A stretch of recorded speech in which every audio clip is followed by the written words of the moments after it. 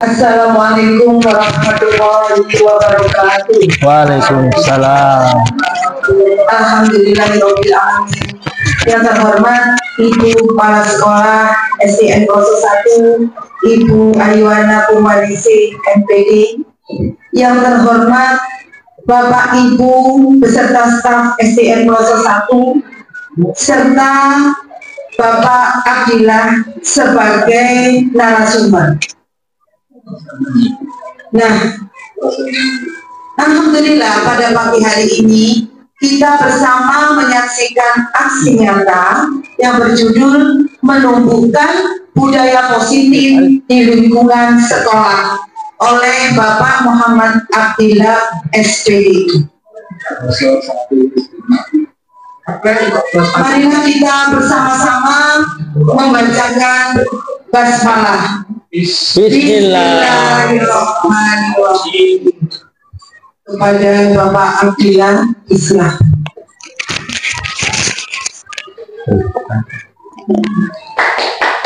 Terima kasih, demikian. Assalamualaikum warahmatullahi wabarakatuh. Yang kami hormati Ibu Kepala Sekolah SDN 01 beserta dengan Bapak Ibu Guru dan karyawan SDN 01 Surabaya. Alhamdulillah hari ini saya akan melaksanakan salah satu tugas dari rangkaian pendidikan guru penggerak, yakni melakukan diseminasi budaya positif sekolah sebagai bagian dari tugas saya untuk memenuhi kewajiban sebagai calon guru penggerak. Bapak Ibu, sebelumnya tadi sudah kita buka dengan membaca basmalah, maka selanjutnya langsung saja kita masuk ke dalam materi yang akan kita pelajari pada pagi hari ini. Menumbuhkan budaya positif di lingkungan sekolah. Dari judul ini bisa kita tangkap bahwasanya tujuan diadakannya kegiatan aksi nyata ini adalah bagaimana kita belajar agar sekolah kita mempunyai budaya positif. Salam dan bahagia dari saya, semoga Allah Subhanahu wa taala, Tuhan Yang Maha Esa, selalu melindungi dan memberi keberkahan hidup kita. Lanjut, Arif. Dalam pembelajaran pada pagi hari ini, capaian belajar kita adalah yang pertama memahami apa itu konsep budaya positif, yang di dalamnya terdapat konsep perubahan paradigma, stimulus respon dan teori kontrol. Kemudian teori motivasi perilaku manusia, motivasi internal dan eksternal, keyakinan kelas, hukuman dan penghargaan, 5 kebutuhan dasar manusia, 5 posisi kontrol guru, dan segitiga restitusi. Kemudian menerapkan strategi disiplin positif yang memerdekakan murid untuk menciptakan ekosistem sekolah aman dan berpihak pada anak. Lanjut. Nah, untuk mengawali ada pertanyaan pemantik untuk Bapak Ibu semua. Pertanyaan pemantiknya adalah, apakah hukuman itu dapat mendisiplinkan anak? Ya, baik, silakan, barangkali ada yang mau menjawab pertanyaan pertama. Ya, Bu Rini, monggo Bu Rini. Ya. Kalau menurut saya pribadi, hukuman mungkin saja bisa mendisiplinkan anak. Ya. Hanya saja sifatnya anak merasa takut. Ya, jadi disiplinnya bukan karena muncul dari kepedulian, muncul dari dirinya sendiri, tapi karena lebih takut sehingga dia bisa disiplin. Terima kasih Pak Dia. Terima kasih Bu Rini. Baik, terima kasih atas jawabannya Bu Rini. Pertanyaan yang kedua, apakah pemberian hukuman dengan hal positif seperti membaca atau membersihkan halaman sekolah dapat meningkatkan disiplin anak? Apakah anak itu dihukum dengan hal-hal yang baik, misalkan kamu disuruh menghafalkan surat pendek, nah itu apakah bisa mendisiplinkan anak? Oke, diminta monggo. Hukuman itu bermacam-macam. Dengan membaca surat pendek, anak bisa tersentuh bahwa dia itu harus menjadikan yang baik Maksudnya, apakah anak itu bisa mengerti kalau dia itu salah? Meskipun tujuannya tidak fisik, tetapi anak itu jelas. Tetap kita harus memberikan training pada anak bahwa ini tindakan salah, tindakan yang benar itu seperti ini. Itu benar. Terima kasih Bu Mita. Pertanyaan yang ketiga, menurut Bu Mita berarti apakah hukuman pemberian dengan positif itu bisa mendisiplinkan atau tidak, Bu? Belum tentu. Belum tentu ya. Belum ya. Nah. Pertanyaan ketiga, memberi penghargaan, misalkan diberikan bintang atau diberikan catatan kamu diapresiasi, apakah dapat meningkatkan motivasi belajar anak? Ya, Pak Fajar. Terima kasih sebelumnya. Baik, memberikan penghargaan pada peserta didik itu sebenarnya adalah salah satu cara untuk menghargai mereka. Jadi seperti mendapatkan reward. Kalau anak sudah sering dapat reward berarti dia sering dihargai sama gurunya. Nah, sehingga dia punya semangat belajar jauh lebih baik dari sebelumnya. Sekian dari saya. Ya, terima kasih Pak Fajar. Baik, dari ketiga pertanyaan pemantik ini akan kita bahas pada slide selanjutnya. Nanti akan terjawab pertanyaan dari Bapak Ibu ini. Silakan lanjut Pak Farid. Nah, apakah disiplin positif dan nilai-nilai kebajikan universal itu? Lanjut. Baik. Ada sebuah ilustrasi, mari kita baca dan kita pahami sama-sama. Ada murid yang bernama A dan ada murid yang bernama B. Permainan dari kali ini adalah, sobeklah secari kertas kecil, tuliskan benda atau sesuatu yang sangat berharga untuk Anda. Ya. Letakkan di salah satu tangan Anda dan genggam benda itu dengan segala daya. Buatlah sebuah kepalan seperti gambar itu. Kemudian teman Anda yang B itu mencoba sekuat tenaga dengan berbagai cara untuk meminta Anda memberikan benda tersebut. Entah itu dengan bujukan, entah itu dengan ancaman, entah itu dengan menghardik, merayu, menyuap, apa saja agar Anda membuka tangan Anda itu tadi yang telah menggenggam benda yang paling berharga. Apa yang terjadi? Nah, sekarang pertanyaannya, jika ibu bapak ada di posisi yang menggenggam tangan itu, yang menurut bapak ibu berharga, apakah bapak ibu akan membukanya? Ya, jadi ketika bapak ibu sudah menggenggam, ini adalah barang berharga saya, dirayu, disuruh buka, dibujuk, diapakan, diintimidasi, apakah bapak ibu akan membukanya? Ya, barangkali ada yang mewakili menjawab. Pak Yatmo, silakan Pak Yatmo. Menurut saya memang Asia bagus tidak dibuka. Baik, lanjut Pak Farid. Nah, dari situ kita bisa menangkap bahwa posisi kontrol itu ada pada pemegang kertas atau pemegang benda berharga itu. Di apapun dirayu apa bagaimanapun tidak akan dibuka karena menurut pemegangnya adalah hal yang berharga. Demikian pula pada murid, menurut teori kontrol ya, bahwasanya murid itu memiliki kontrol kepada dirinya sendiri. Dilanjutkan Pak Farid.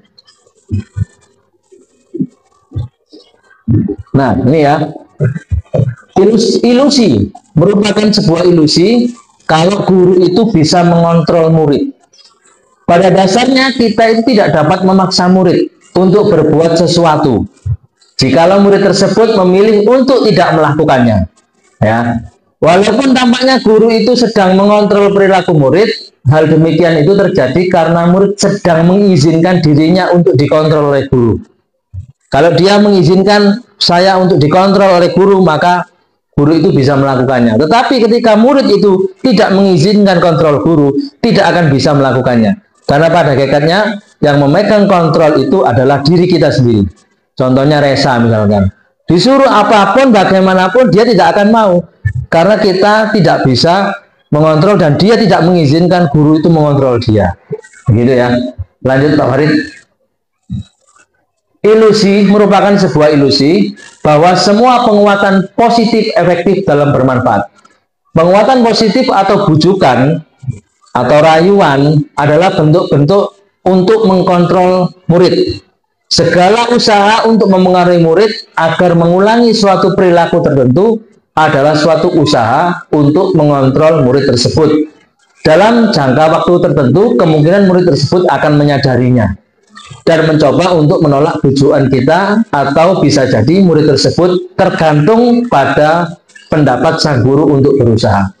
Jadi bujukan rayuan supaya anak itu menuruti apa yang kita lakukan itu hanya bersifat sementara. Lanjut Pak Farid. Ilusi bahwa kritik dan membuat orang merasa bersalah dapat menguatkan karakter. Jadi merupakan sebuah ilusi bahwa ketika kita memberikan kritik pada murid, kemudian menjadikan dia merasa bersalah atas tindakan pelanggaran yang ia lakukan, dapat menjadikan karakternya kuat. Nah, ini menurut Tony Glaser, ini merupakan sebuah ilusi. Ya, lanjut Pak Farid. Ilusi bahwa orang dewasa memiliki hak untuk memaksa. Banyak orang dewasa yang percaya bahwa mereka memiliki tanggung jawab untuk membuat murid-murid berbuat hal-hal tertentu. Adapun yang dilakukan dapat diterima selama ada sebuah kemajuan berdasarkan sebuah pengukuran kinerja. Nah, jadi ilusi bahwa orang dewasa itu memiliki hak untuk memaksa. Pada dasarnya orang dewasa tidak bisa memaksa anak untuk menuruti apa yang harus kita lakukan. Lanjut. Baik, selama ini kita hanya memahami stimulus respon. Maka kita diarahkan pada pembelajaran ini menuju teori kontrol atau pilihan. Apa stimulus respon? Kita mencoba mengubah orang agar pandangannya sama dengan kita. Dalam hal ini murid, ya. Nah, tetapi dalam teori kontrol kita berusaha memahami pandangan orang lain tentang dunia yang berbeda. Perilaku buruk dilihat sebagai suatu kesalahan selama ini dalam stimulus respon. Tetapi dalam teori kontrol, semua perilaku buruk pun itu memiliki tujuan.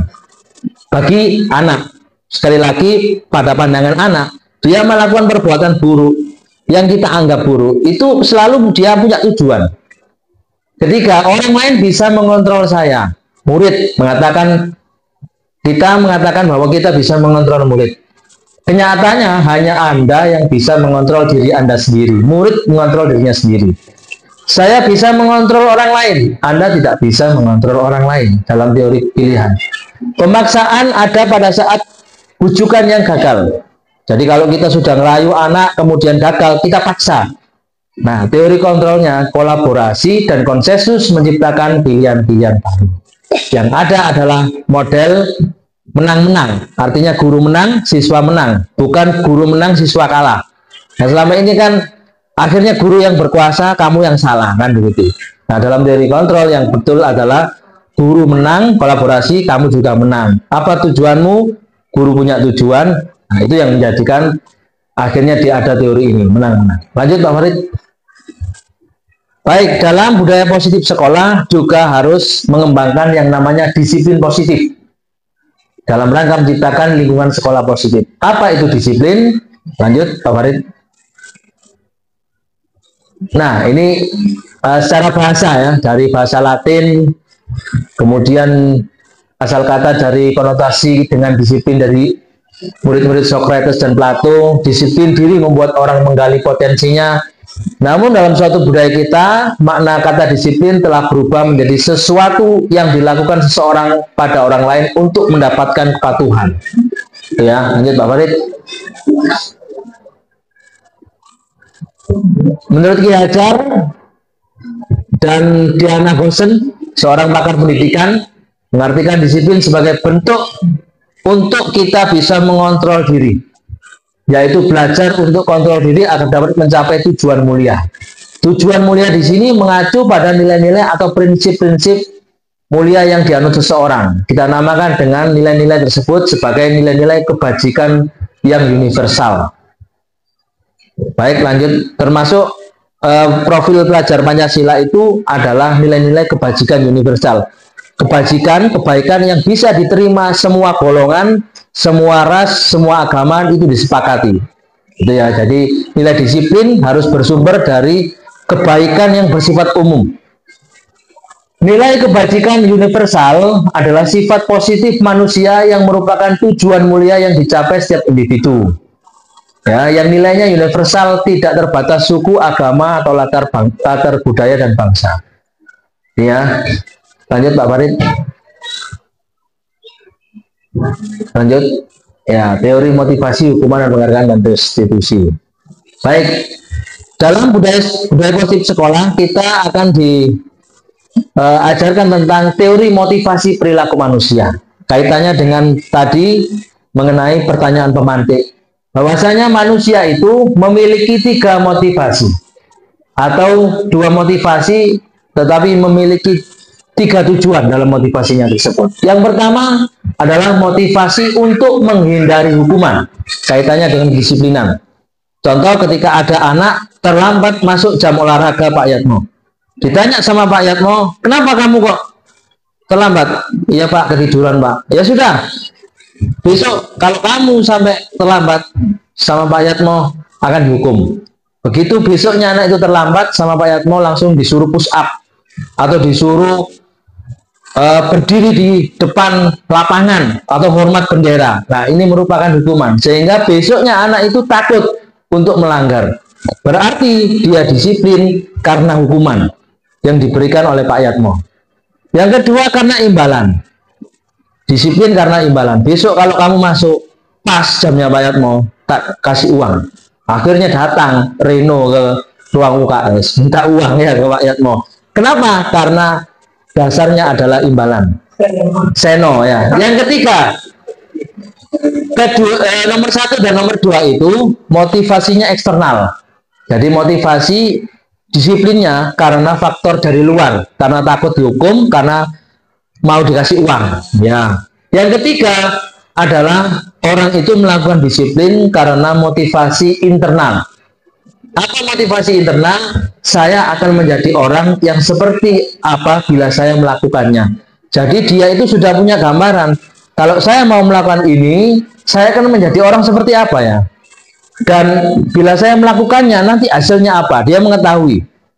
Nah, contohnya misalkan kalau dalam ilmu agama itu orang yang disiplin sholat, dia akan tahu ketika dia sholat, saya akan menjadi orang yang seperti apa. Tentunya orang yang sholat itu akan terjauh dari perbuatan keji dan mungkar, ya kan? Apabila saya melakukannya, bagaimana nanti hasilnya? Oh, nanti di akhirat saya akan dimasukkan dalam surga, tahu. Sehingga dia akhirnya disiplin sholat. Nah, itulah tujuan disiplin yang dibangun dalam pembelajaran ini, teori disiplin ini. Lanjut Pak Farid. Merdeka itu artinya tidak hanya terlepas dari perintah, akan tetapi juga cakap buat memerintahkan diri sendiri. Itu orang merdeka itu dia bisa memerintahkan dirinya sendiri. Menurut Ki Hajar Dewantara. Lanjut Pak Farid. Nah, itu tadi ya penghargaan yang tadi ada di pertanyaan pemantik. Penghargaan itu termasuk motivasi internal atau eksternal, Bu Tania. Penghargaan itu termasuk motivasi internal atau eksternal? Eksternal ya. Penghargaan itu termasuk motivasi eksternal. Sehingga dalam ilmu disiplin positif, orang yang diberi penghargaan itu apakah bisa merubah karakter? Jawabannya tidak bisa. Contohnya, pada saat jam Pak Fajar, setiap anak yang berbaris rapi dikasih bintang. Suatu hari Pak Fajar sakit, digantikan oleh Bu Tania. Bu Tania nggak ngasih itu tadi yang namanya penghargaan, maka anak itu akan berubah sudah. Jadi motivasi eksternal. Bahwa penghargaan berlaku sama dengan hukuman. Kayak tadi ya, Pak Yatmo yang saya contohkan tadi. Dalam arti meminta atau membujuk seorang melakukan sesuatu karena dorongan yang datang dari eksternalnya. Pengaruhnya jangka pendek, penghargaan menghukum, penghargaan mengurangi ketepatan, dan lain sebagainya. Lanjut Pak Farid. Nah, bentuk program kebajikan atau apresiasi. Dalam memberikan apresiasi atau pengakuan, kita harus mengingat beberapa hal. Yang pertama, kita berikan pengakuan itu secara khusus atas apa yang ia lakukan. Langsung kita sebutkan. Jadi misalkan kalau dia itu berhasil dalam bidang agama, misalkan hafal bacaan sholat, langsung saya bangga Bapak dengan kamu karena kamu sudah hafal bacaan sholat, langsung disebutkan. Kemudian yang kedua, beri pengakuan itu secara pribadi. Jadi dipanggil terus diberitahu secara pribadi. Yang ketiga, beri pengakuan kepada semua murid secara bergantian. Artinya semua murid itu kita pada akhirnya akan kita berikan penghargaan serupa dengan motivasi dan dilakukan secara konsisten. Kita fokusnya bukan pada hasilnya, tetapi pada prosesnya. Andai kata misalkan ada anak yang dalam ilmu olahraga lomba larinya kalah, tetap kita apresiasi proses larinya. Kamu sudah bagus tadi, sudah kenceng, cuman kamu besok latihan lagi ya. Nah, prosesnya yang dihargai, bukan hasilnya. Bukan yang menang itu yang diapresiasi, bukan. Tetapi yang kalah pun diapresiasi karena dia sudah melakukan proses berlari tadi kalau dalam ilmu olahraga. Lanjut, Pak Warid. Nah, ini contoh pengakuan atau apresiasi kebajikan. Kemarin saya perhatikan atau saya menghargai kalimat pembukanya ya. Rasa empati ini besar sekali. Jadi setelah kita melakukan kalimat pembuka, nilai kebajikan apa yang harus diberikan kepada anak itu? Contohnya ada anak yang kemarin menolong temannya yang jatuh misalkan. Maka kita mengapresiasi dengan contoh kalimat yang pertama. Kemarin saya perhatikan Pak Imam, lihat kamu nolong temanmu ya, rasa empatimu bagus ya. Nah itu pada saat menolong murid di kelas kita. Nah situasinya saya menghargai kebudulan. Ini kan redaksinya dari orang barat kemudian diterjemahkan, jadi nanti kita pembahasannya sendiri tetapi disesuaikan dengan pakem ini atau format ini. Lanjut Pak Farid. Nih ya, baik. Ada hukuman, ada konsekuensi, ada restitusi nanti. Ini hukuman atau konsekuensi. Contoh konsekuensi itu seperti ini. Kalau hukuman itu sifatnya spontanitas. Begitu terlambat, berdiri di depan, nah itu hukuman. Kamu nggak upacara, sana hormat bendera, hukuman. Tapi kalau konsekuensi, anak-anak besok minggu depan siapa yang tidak membawa topi, maka kalian harus anak-anak hormat bendera Pak. Nah itu namanya konsekuensi. Anak-anak yang terlambat olahraga, maka kalian harus lari memutari lapangan 2 kali sebagai pemanasan. Itu konsekuensi namanya. Sekarang mari kita lihat apakah ini hukuman atau konsekuensi. 1, mencatat 100 kali di dalam buku kalimat saya tidak akan terlambat lagi karena terlambat ke sekolah. Ini hukuman atau konsekuensi Bapak Ibu? Hukuman ya. Yang kedua, lari mengelilingi lapangan basket 2 kali karena terlambat hadir di sekolah. Ya. Ya, murid diminta untuk push up 15 kali karena tidak menggunakan masker. Hukuman. Intinya, perbedaannya hukuman itu sifatnya spontanitas, kalau konsekuensi disepakati. Tetapi keduanya ini tidak direkomendasikan juga. Lanjut. Mas Arif.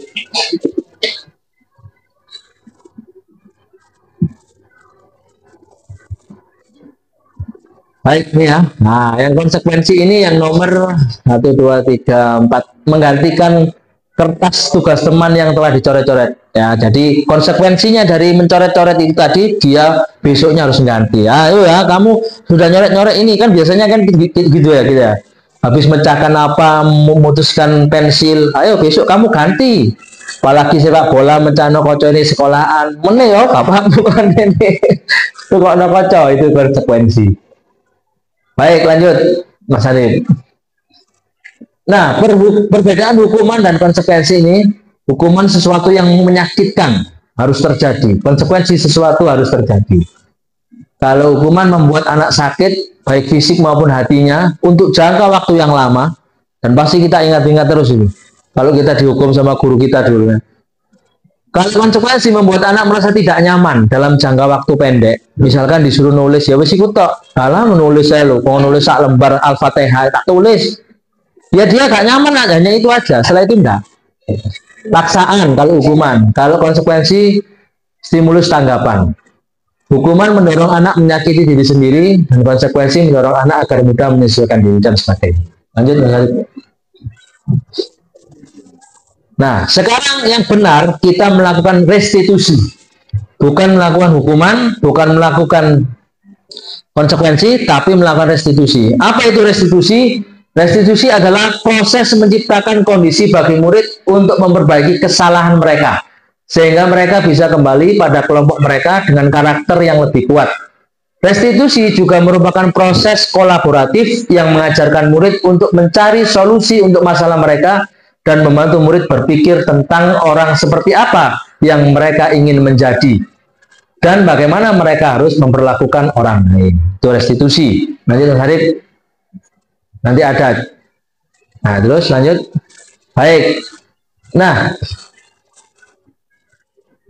restitusi, hukuman, dan konsekuensi, perbedaannya adalah kalau hukuman dan konsekuensi, hal itu akan membuat anak merasa terbebani dan mungkin bisa menjadi trauma. Kalau restitusi, anak itu akan berpikir apa yang harus ia lakukan untuk memperbaiki kesalahan.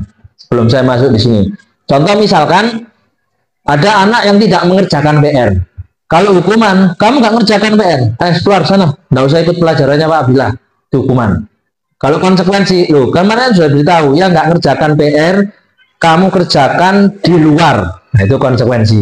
Kalau restitusi, anak itu ditanya, apa kesalahanmu? Tidak mengerjakan PR, Pak. Tidak mengerjakan PR itu apa yang menjadi alasanmu? Kenapa kok kamu nggak mengerjakan PR? Saya nggak mengerjakan PR karena saya kemarin ketiduran, Pak. Jadi saya lupa ngerjakan PR. Berarti kamu nggak ngerjakan PR karena ketiduran? Iya, Pak. Sekarang Pak Bila tanya, berarti kamu melanggar keyakinan kelas yang mana? Nah itu ya, keyakinan kelas tentang disiplin, Pak. Kita kan punya keyakinan kelas bahwa kita harus disiplin. Terus bagaimana cara kamu memperbaikinya supaya kamu nggak ngulangi lagi? Saya Pak, saya akan bangun lebih awal untuk mengerjakan PR. Nah itu, jadi anak itu jawab sendiri hasil dari hukumannya itu tadi. Ya. Mengapa kita memakai bahasa keyakinan kelas, bukan kok peraturan kelas saja? Itu ada bedanya.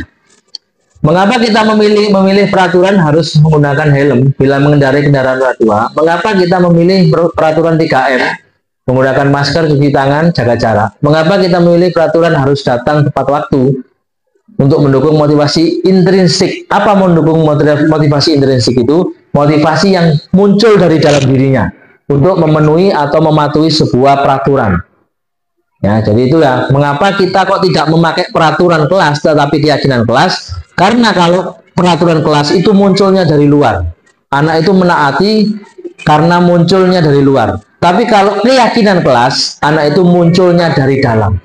Contoh misalkan, kalau peraturan kelas dilarang merokok, keyakinan kelas menjaga kesehatan. Ya, contohnya ya, kalau kita buat peraturan kelas dilarang ramai di kelas, itu peraturan kelas. Tapi kalau keyakinan kelas menjaga ketertiban. Wis ngono tok. Nah, menjaga ketertiban itu berlaku secara universal, kebaikan yang universal. Lanjut Mas Harif. Ya ini ya, jadi ada peraturan kelas, keyakinan kelas, lingkungan positif. Peraturan kelas itu yang kita lakukan selama ini, kita tingkatkan menjadi keyakinan kelas. Yakin bahwasanya kalau kotoran dibuang di sembarang tempat itu melanggar keyakinan menjaga kebersihan. Kalau dulu kan tulisan peraturan kelas kan dilarang buang sampah, tapi kalau keyakinan kelas jagalah kebersihan.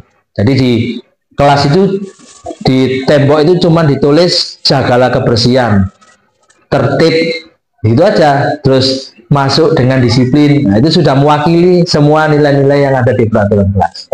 Nah, dari keyakinan kelas itu menimbulkan lingkungan positif, baik lingkungan sekolah maupun lingkungan kelas. Dan akhirnya menjadi sebuah budaya, namanya budaya positif. Lanjut Mas Harif.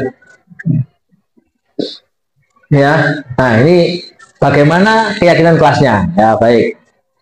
Ada kalimat peraturan kelas dalam bentuk kalimat negatif, yang keyakinan kelas adalah kalimat positifnya. Nomor 1, selalu kembalikan buku ke tempat. Kira-kira kalau dirubah menjadi kalimat positif keyakinan kelas apa? Selalu kembalikan buku di tempat. Menjaga kerapian, ya betul.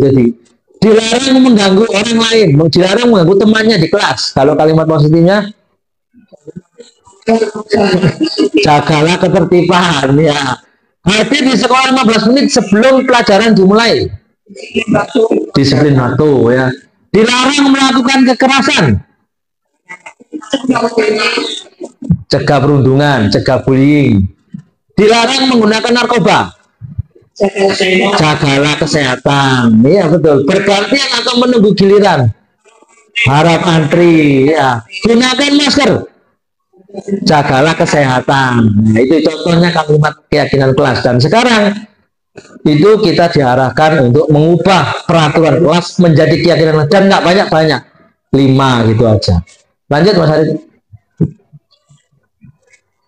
Ini ya. Nah, ini nilainya, nilai-nilai dari keyakinan kelas itu tadi. Lanjut. Baik. Nah, kebutuhan dasar manusia atau kebutuhan murid kita itu sebenarnya apa sih? Lanjut Mas Haris. Nah, kebutuhan dasar manusia termasuk murid kita itu ada 5. Pertama, dia butuh akan kasih sayang dan rasa diterima. Semuanya anak, baik yang kenceng maupun yang miring. Artinya anak yang kita anggap pinter ataupun yang misalkan kurang memahami, itu butuh kasih sayang dan rasa diterima. Kedua, dia pingin berpuasa, butuh penguasaan, kesenangan, bertahan hidup dan kebebasan. Bertahan hidup, contohnya ada anak yang setiap hari selalu mengambil bekal temannya. Ditanya, kamu kenapa sih kok ambil bekal temanmu? Saya tidak sanggup Pak, saya nggak bawa bekal Pak, terus saya lapar Pak. Akhirnya saya ngambil bekal teman saya. Nah, minta, atau boleh dia meminta, kadang-kadang kalau nggak dikasih dia maksa. Nah, kenapa? Karena manusia pada dasarnya punya kebutuhan untuk bertahan hidup. Artinya dia mempertahankan rasa laparnya, bagaimana dia merubah menjadi kenyang, hausnya menjadi hilang. Nah, itu dia akan lakukan. Dan itu tidak kemungkinan di kelas kita juga gitu. Yang kedua, anak itu butuh kasih sayang dan rasa diterima. Artinya kadang-kadang kalau dulu zaman saya sekolah, itu kadang ada guru yang kalau zaman saya itu ngarani pilih kasih. Sopo sing melok les, gini, sing gak melok les, kono, ya, dipilih kasih. Ada anak yang suka memberi gurunya, iki, lek gak tahu, belas, ya, nah, dicuekin. Nah, kalau di kelas kita pasti ada anak yang model-modelnya mungkin kurang mengerti, kurang memperhatikan, plus banyak sekali tingkahnya. Nah, ini kadang-kadang ada perasaan jengkel seorang guru pada anak itu, dan kecenderungan akan tidak diberikan ini, tidak diberikan kasih sayang dan tidak diterima, bahkan disuruh keluar kadang-kadang. Kalau sama lo pelajarannya Bumin rame, ayo sopo jenenge pian Bu? Enggak sing pindah Bu, Majid. Begitu Majid pindah, alhamdulillah. Iya, manusiawi. Tetapi pada dasarnya Majid itu ingin diterima dan ingin disayang sama kita. Pada dasarnya guru ya, posisi guru. Nah, bagaimana caranya? Kan itu kan yang belum kita ketemu. Kedua, penguasaan. Jadi murid itu kepingin dia itu diberikan kuasa. Contohnya disuruh maju. Ayo kamu maju. Kepercayaan. Kadang-kadang kita yang disuruh kan Vanessa, terus kalau muridnya Bumi ya Vanessa. Kenapa? Pinter. Sopol. Tapi anak-anak yang seperti siapa? Rovan, terus si gemuk Pari, ya kan. Kadang-kadang kita tidak berikan ini kepercayaan untuk dia itu mengeksplor dirinya. Kenapa? Kok nggak iso aja. Padahal itu adalah kebutuhan dia, kebutuhannya mereka, murid kita. Kemudian murid itu juga butuh kesenangan. Kesenangan itu bermain karena dunianya anak dan lain sebagainya. Dan juga butuh kebebasan. Mengapa kok ini menjadi kebutuhan? Sebagai contoh saja, ketika kita diawasi menteleng oleh pimpinan kita nggak merasa nggak bebas. Tetapi ketika kita di warkop, bapak-bapak primus bebas dan kita merasa nyaman. pada dasarnya di kelas itu juga butuh kebebasan. Itu ya. Lanjut Mas Arif.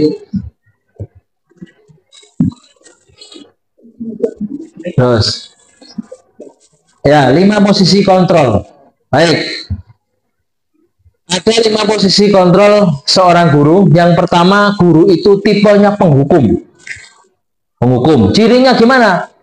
Guru itu akan menghardik, menunjuk-nunjuk, menyakiti, menyindir. Kalau kamu tidak melakukannya, awas ya, rasakan.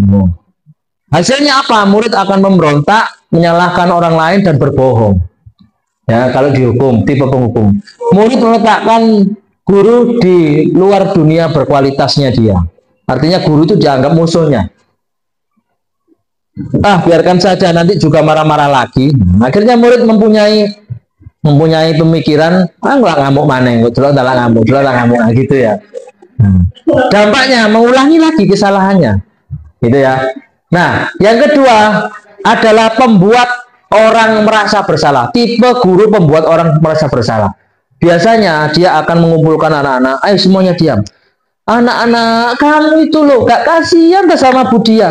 Budia ini sudah sakit, suaranya serak. Kamu rame saja.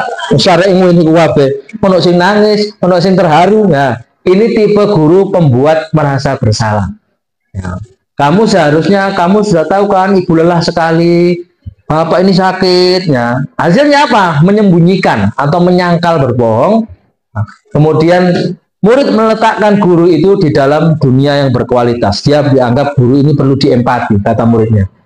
Akhirnya murid mengatakan, iya bu, maaf bu, ambil nangis ini. Maafkan saya bu, maaf pak. Terus dia merasa dirinya rendah karena kesalahannya. Ya, yang ketiga, teman. Nah, ini biasanya guru yang menganggap teman ini membuat alasan-alasan untuk muridnya. Biasanya kalau muridnya melakukan salah, gurunya ini, ayo talah, mosok kamu itu loh, kamu gak kasihan lah sama Pak Yatmo. Pak Yatmo sudah ngajak kamu ke Putra Agung. Masuk sih melayu wae nyabrang. Talah yang tertib ya. Yo Pak, gampang Pak, beres Pak. Nah, itu menganggap muridnya teman. Ya, tipe guru yang menghukum murid atau dengan teman. Akhirnya apa? Anak itu ketergantungan sama Pak Yatmo. Jadi ketika kita memperlakukan murid sebagai teman, murid itu akan tergantung sama guru itu. Kenapa? Karena guru yang friendly adalah Pak Yatmo, yang lain gak. Yang lain suka menghukum, yang lain suka iki. Maka Pak Yatmo yang selalu dicari. Ya. Murid meletakkan guru di sebagai orang yang sangat penting di dunia berkualitasnya. Saya pikir Bapak Ibu teman saya ternyata begitu, ya. Kemudian apa hasilnya? Murid akan lemah, tidak mandiri dan bergantung. Kemudian ada posisi pemantau. Pemantau itu bagaimana? Dia akan melihat, menghitung, mengukur peraturan yang sudah dibuat, ia akan memantau. Ya. Jadi, kamu sudah ngerjakan? Sudah Pak. Ini belum gitu. Ayo cepat, lanjutkan di luar. Nah, misalkan diberi waktu sampai jam istirahat, ternyata kok jam istirahat itu belum selesai. Ditanya sama gurunya di luar, itu pun masih dipantau sama gurunya. Belum, guru mari, engkau terus kerjaan tak tunggu ini nang ini. Nah, itu tipe pemantau. Ya, pemantau. Dia nggak banyak ngomong, tapi dia mengawasi begini. Nggak ngomong, kayak memelas-melas, kamu melotot-melotot enggak. Cuman dia itu memantau dari peraturan kelas. Kadang-kadang gini guru tipe pemantau. Vanessa, tolong kamu catat siapa yang rame ya. Bu Umi mau ke belakang. Ya Bu. Kemana? Nah, yang paling direkomendasikan adalah tipe manajer. Nah, ini ya, tipe manajer.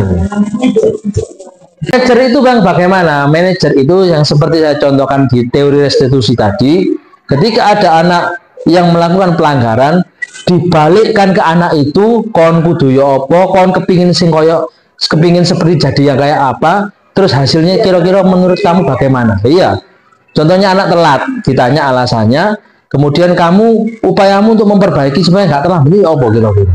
Oh aku ngene kudu ngene Pak, wis ya, wis berarti kon kalian ngono maneh lho besok ya. Itu namanya manajer. Cuman memanage oleh saya juga. Ya, sharing kolaborasi antara guru dan murid. Itu. Ya. Lanjut, Mas Arif. Ini ya, nah ini caranya untuk menerapkan jadi manajer itu. Ketika ada anak melakukan kesalahan, kita menerapkan teori segitiga restitusi. Apa itu segitiga restitusi? Lanjut. Ini ya. Jadi hal pertama yang kita lakukan adalah memvalidasi kebutuhan dia. Kebutuhan dia itu, contohnya ketika ada anak melakukan kesalahan, bahwasanya orang itu melakukan kesalahan, gak kontok sih melakukan kesalahan itu. Mohon maaf, menstabilkan identitas. Gak kontok, aku ya tahu melakukan kesalahan kaya awakmu ngene iki. Contohnya, kenapa kamu kok terlambat? Ketiduran, Pak. Kenapa kamu kok tiduran? Main, Pak. Oh iya, Pak Abdillah dulu waktu kecil juga pernah seperti itu. Itu hal yang lumrah. Kalau orang tidurnya malam-malam, pasti bangunnya kebanyakan kesiangan. Itu hal yang lumrah. Akhirnya anak itu merasa, oh iya ya, ternyata aku iso nggak aku tok yang salah itu, gitu ya. Itu menstabilkan identitas. Kemudian ditanyakan, alasanmu apa sih kok terlambat? Itu validasi kebutuhan. Dia kan ngomong, iya Pak begini dan begitu. Kemudian baru ditanyakan, nek kon gak terlambat, apa yang menjadikan keyakinanmu? Nek kon gak terlambatan itu, sering melebu lancar masuknya, itu kon punya keyakinan apa? Saya punya keyakinan, Pak, nanti kalau saya nggak telatan, saya bisa mengikuti pelajaran, saya akan sukses, saya akan begini. Wis ya, berarti menit agak terlambat. Nah, itu yang namanya segitiga restitusi. Lanjut. Ya, ini ya, contohnya menstabilkan identitas. Untuk membuat anak yang merasa gagal karena berbuat salah menjadi positif terhadap dirinya. Padahal arek wis gena-gena salah, tapi kita membangun lagi supaya dia itu dari kesalahannya bisa belajar. Lanjut, Syarif. Nah, ini validasi kebutuhan. Kamu bisa saja melakukan hal yang lebih buruk, tapi kamu tidak melakukannya. Sebenarnya kamu itu bisa melakukan hal yang lebih buruk loh. Contohnya kamu bisa datang jam 9, tapi alhamdulillah kamu itu datangnya jam 7 lebih 1/4, walaupun itu terlambat. Nah, itu jadi anak itu merasa, oh ya, ono sing lebih elek aku, tapi aku gak melakukan itu. Tujuannya untuk apa? Membangun motivasi anak itu, bahwa salahmu itu bisa diperbaiki. Lanjut, Mas Arif. Lanjut. Ini ya. Ini pijakannya ini ya, jadi teorinya seperti ini. Teorinya Dr. William Blazer. Anda tidak bisa mengontrol orang lain, hanya Anda bisa mengontrol diri Anda. Itu maknanya disiplin, bawahnya. Kemudian semua perilaku memiliki tujuan. Muncullah teori motivasi. Ada yang tujuannya hukuman, ada yang imbalan, ada yang muncul dari dirinya sendiri. Kemudian model berpikir menang-menangan, kolaborasi dan konsensus menciptakan pilihan baru. Timbullah teori 5 posisi kontrol. Guru mempunyai 5 posisi kontrol. Ada yang menghukum, ada yang membuat rasa bersalah, ada yang sebagai teman, ada yang tukang pantau, ada yang manajer. Nah, manajer itu bagaimana cara menerapkannya? Melalui teori segitiga restitusi itu caranya. Kemudian realitas kebutuhan kita berbeda. Kita berusaha memahami pandangan orang lain tentang dunia. Nah, muncullah 5 kebutuhan dasar manusia. Nah, sedikit, kurang 2 slide. Oh, daftar bacaan, dan terakhir terima kasih ya. Alhamdulillah. Ya. Ada pertanyaan Bapak Ibu? Ya, silakan Bu Umi.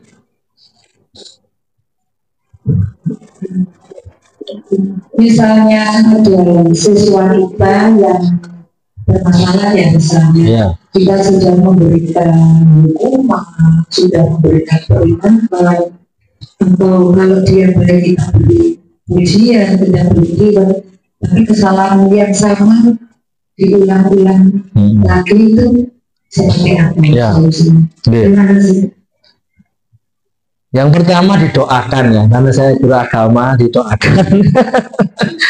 Pasti Pak Imam setuju ya. Yang kedua, meminta orang tuanya untuk melakukan hal yang sama dengan yang ibu lakukan di sekolah. Apa kesalahannya? Contohnya, kesalahannya suka misu. Nah, ibu kan sudah melakukan tadi ya, menghukum sudah ya kan, tapi gak ngefek. Karena motivasinya eksternal. Dia takut mesu dihukum. Berarti aku mesu gak ketemu bumi gak dihukum. Eksternal. Yang kedua ada konsekuensi. Kalau mesu mana tak tapuk misalkan. Atau kalau mesu mana tak tulis istighfar 200 kali misalkan. Berarti kalau nggak ketemu bumi, nggak ketahuan, saya nggak nulis. Dan ketika saya mesu pun nulis kan gampang. Mari nulis ya wis, aku bisa mesu mana? Motivasinya eksternal. Tetapi kalau dia datang dari di dalam dirinya, ketemulah Pak Imam, diberitahu ayat-ayat tentang berkata-kata kotor itu bagaimana. Kemudian diberitahu apa orang yang berkata baik itu hasilnya seperti apa, orang yang berkata kotor itu hasilnya seperti apa. Akhirnya timbul dari dalam dirinya, oh iya ternyata mesu itu elek, gak mesu itu api. Ini yang dinamakan motivasi internal, intrinsik dari dalam diri. Sehingga dimanapun, walaupun ketemu bumi dan tidak, dia tidak akan mesu. Nah, ini yang kadang-kadang kita harus tumbuhkan. Dan itu sulit, Bu. Gak gampang, kayak ini gak gampang. Butuh proses berkali-kali. Ya, oleh karena itu bentuk kolaborasi itu penting di dalam dunia pendidikan. Kolaborasi dengan siapa? Tentunya yang pertama di sekolah dengan rekan sejawat, saya, kemudian guru olahraga, guru bahasa Inggris, guru kelas, kepala sekolah untuk membuat peraturan, dan juga kolaborasi dengan orang tua. Itu. Baik, ada lagi? Nggih, Bu Mami. Waalaikumsalam. Sesuai dengan upaya yang disampaikan Pak Abdillah tadi, saya sendiri punya murid namanya Said. Saya sudah melaksanakan 5 itu tadi, Pak. Tapi mungkin belum maksimal ya. Dengan kelima itu ada solusi yang terbaik itu yang mana? Satu gagal, kedua gagal, ketiga gagal. Jika masih seperti itu, iya. Solusi yang terbaik. Baik, terima kasih ya. Nah, dalam tataran ini kita berbicara murid dalam kondisi murid yang normal. Artinya ketika seorang siswa itu mau masuk ke sebuah institusi pendidikan, maka kita akan melakukan sebuah tes tentang dirinya. Apakah si anak ini memiliki kebutuhan khusus atau tidak? Nah, ketika anak itu memiliki kebutuhan khusus, tentu penanganannya ala kebutuhan khusus. Ketika anak ini tidak mempunyai kebutuhan khusus dinyatakan oleh psikiater dan dokter, maka kita coba melakukan dengan teknik-teknik ini tadi. Dihukum sudah, konsekuensi sudah. Nah, mungkin itu Bu Mami ya. Dari versi Bu Mami kan yang ngajar Resa kan banyak. Mungkin dari Pak Yatmo atau Pak Imam menemukan keberhasilan, atau Pak Fajar menemukan keberhasilan di mana titik Resa ini nurut. Nah, pada waktu apa dan diapakan. Itulah makanya ada pembelajaran berdiferensiasi ya. Nah, ya. Berarti Resa ini yang paling dominan kebutuhannya adalah kebebasan. Dan itu tidak bisa kita kontrol dikarenakan harus adanya tes di awal. Ya, betul. Makanya harus dibuktikan dengan psikolog kan, Bu. Ya. Kalau memang dia itu dalam kondisi yang baik-baik saja, maka penyelesaiannya banyak, menyangkut ke orang tua juga, bagaimana lingkungannya di rumah membentuk dia karakternya seperti itu di sekolah. Nah, pasti ada titik di mana Resa itu nurut. Pak Yatmo punya pengalaman gimana Pak waktu itu? Sama saya nurut, soalnya orangnya kan sudah bebas. Ya. Kalau bicara bagi saya kan kebebasan. Ya. Jadi kan saya belum merdeka, terus sebenarnya kan lebih cocok. Resa. Ya. Kalau Pak Imam mungkin Pak ada untuk memberikan masukan pada Bu Mami.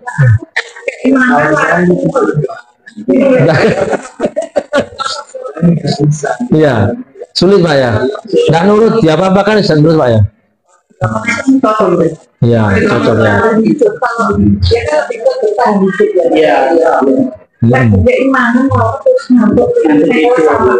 Iya.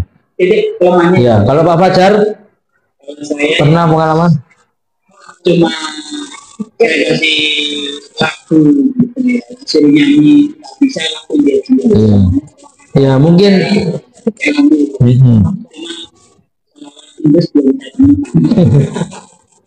Berarti inti dari permasalahan Resa ini kita kembali ke pembelajaran berdiferensiasi atau pembelajaran sesuai dengan kebutuhannya.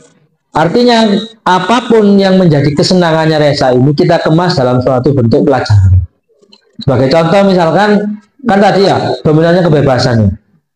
Misalkan dia suka nyanyi.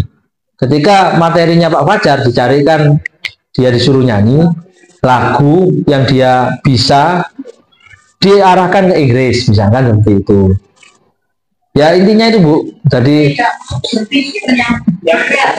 ya mas, kalau kita menurut teori pembelajaran yang berbeda ini, apapun yang ia lakukan, misalkan matematika ya, kita menuntut dia bisa seperti anak lain nggak bisa. Kita punya target dia yang paling rendah. Misalkan kamu iso ngitung 1 tambah 3 bener iku sapi, wis tak anggap kon iku wis lumayan. Daripada wingi konsep kelas 4 gak iso, saiki wis wingi kon kelas 4 1 tambah 1 2 iso. Saiki kamu sudah 1 tambah 3 bener. Itu sudah pembelajaran berdiferensi meningkat. Dulu olahraga kamu nggak bisa lempar bola, sekarang kok iso. Wah, itu meningkat. Ya itu ya. Di situ aja dinilai. Begitu ya Pak Ibu ya. Baik, ada lagi yang bertanya? Diskusi?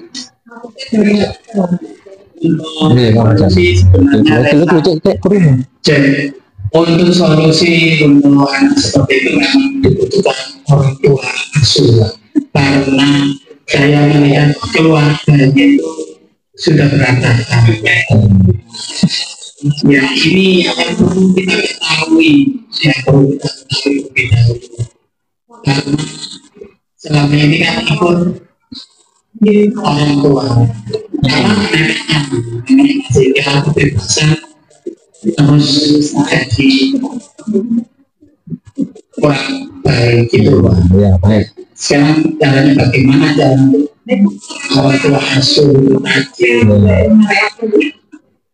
Berarti Resa ini butuh kebutuhan kasih sayang ya, kasih sayang di rumah ya. Yeah. Kalau menurut saya Resa itu yang paling tepat itu dimasukkan ke dalam sekolah inklusi. Jelas dengan sekolah inklusi nanti itu penanganannya dari guru itu jelas mengenai ke anak, mau yang dibutuhkan Resa itu apa yang didengar. Itu yang pertama. Yang kedua, intinya seperti tadi, Resa tidak bisa direguler karena dia tidak mampu untuk berpikir seperti teman-temannya. Memangnya tidak mampu, dia tidak bisa. Jadi inginnya itu maunya sendiri, kegiatan sendiri. Itu menurut saya. Terima kasih. Ya, sama jadi.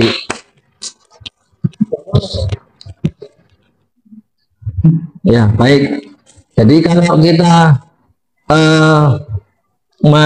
menentukan seorang anak ini pada posisi kebutuhan khusus atau tidak, memang harus dibuktikan dengan adanya tes jiwa. Kalau memang terbukti, maka kita harus mengambil langkah-langkah itu. Dan sekarang mulai tahun ini kalau nggak salah, sekolah kita membuka ruang untuk inklusi masuk ke sekolah kita. Itu ya. Baik, terima kasih Bu Tuti atas pendapatnya tadi. Kira-kira ada Bapak Ibu lagi yang bisa kita diskusikan kurang 4 menit? Yang apa?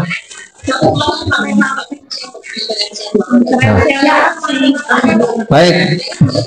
Ya. Nah, gini.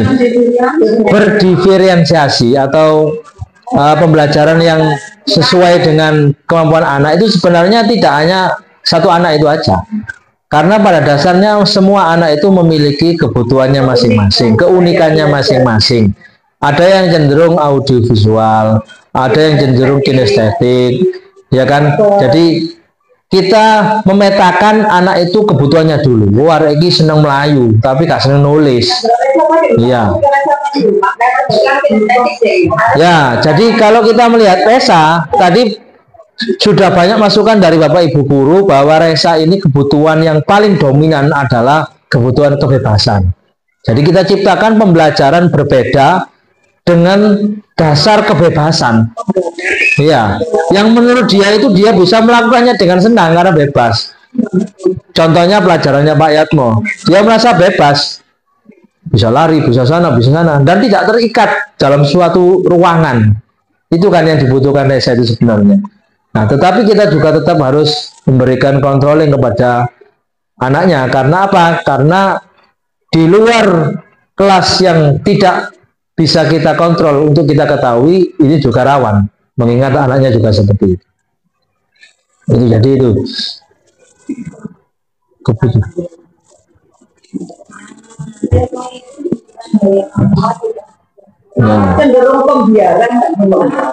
Ya, yang kedua adalah katanya Pak Fajar, kebutuhan akan kasih sayang. Dia tidak terpenuhi. Akhirnya dia mencari kasih sayang itu di sini. Siapa guru yang menyayangi dia, dia akan iya. Karena dia tidak dapat kebutuhan kasih sayang. Karena ada 5 tadi ya, kebutuhan manusia itu dia tidak dapat itu. Maka ketika anak itu dari 5 kebutuhan dasarnya ada satu yang timpang, pasti ada yang hal-hal yang harus kita jangkepi. Bahasanya gitu ya. Bahwa itu dia tidak memperoleh kasih sayang karena orang tuanya bercerai, atau diasuh oleh kakek neneknya mulai kecil, orang tuanya tidak tahu kemana, atau dia itu selalu dikepui oleh orang tuanya.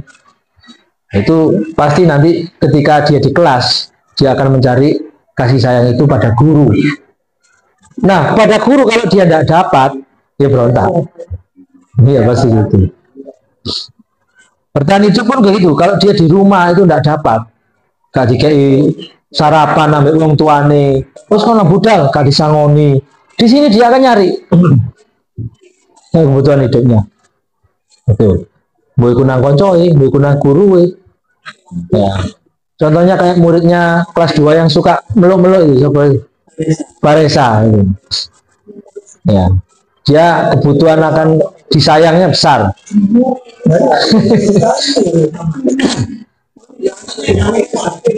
Gitu ya. Untuk lebih afdolnya saya mohon Pak Imam untuk membacakan doa, Pak. Disampaikan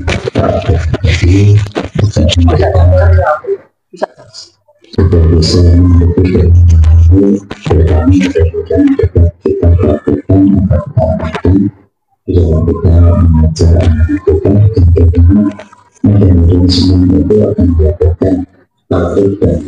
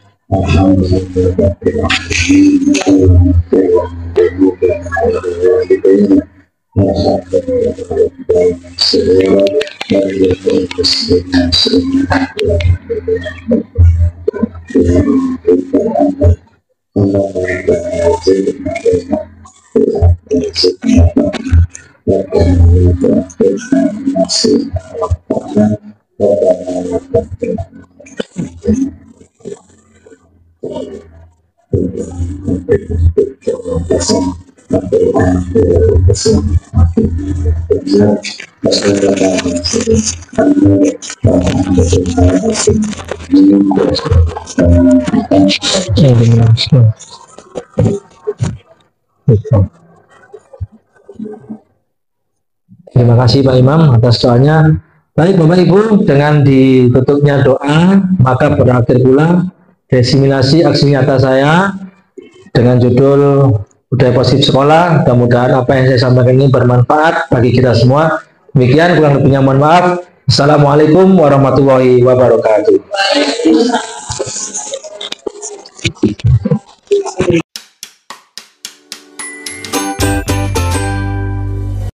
Assalamualaikum warahmatullahi wabarakatuh. Bismillahirrahmanirrahim. Alhamdulillahirrahmanirrahim. Sayyidina wa maulana Muhammadin wa ala alihi wa sahbihi wa sallim ajma'in, amma ba'du. Yang terhormat Bapak Ketua KKGPAI Kecamatan Tambasari, Bapak Sugeng Setiobudi SPHI, yang kami hormati dua narasumber kita pada kegiatan KKGPAI pada siang hari ini, Bapak Abdillah dan Pak Danur. Pertama-tama marilah kita panjatkan syukur alhamdulillah kepada Allah Subhanahu wa taala atas rahmat dan karunia-Nya pada siang hari ini, setelah agenda terakhir kita adalah pentas PAI sebelum Ramadan. Bapak Ibu yang saya hormati, untuk mengawali acara KKG pada siang hari ini, marilah bersama-sama kita buka dengan pembacaan Ummul Quran. Mudah-mudahan niat baik kita semua untuk belajar dari teman-teman kita yang mempunyai kelebihan ilmu yang akan berbagi, mudah-mudahan diridhoi oleh Allah sehingga niat itu menjadi kebaikan bagi kita semua. Baik, Assalamualaikum warahmatullahi wabarakatuh. Hamdan wa syukurillah, salatan wa salaman ala rasulillah, mabadu. Yang kami hormati Bapak Ketua KKGPAI Kecamatan Tambasari, Bapak Ibu Guru GPAI Kecamatan Tambasari, alhamdulillahirabbil alamin. Puja dan puji syukur marilah kita panjatkan kepada Allah Rabbi yang telah memberikan kita nikmat kesehatan, kesempatan, sehingga pada siang hari menjelang sore yang berbahagia ini kita bisa bermuajahah, berkumpul untuk melaksanakan kegiatan kita, yakni kegiatan komunitas kelompok kerja guru pendidikan agama Islam, komunitas belajar kita ya, yang mana pada siang hari ini kita akan belajar bersama dan juga sekaligus sebagai tugas kami berdua dalam rangkaian pendidikan guru penggerak angkatan 10, yang mana kami diminta untuk melaksanakan diseminasi menumbuhkan budaya positif sekolah di lingkungan sekolah.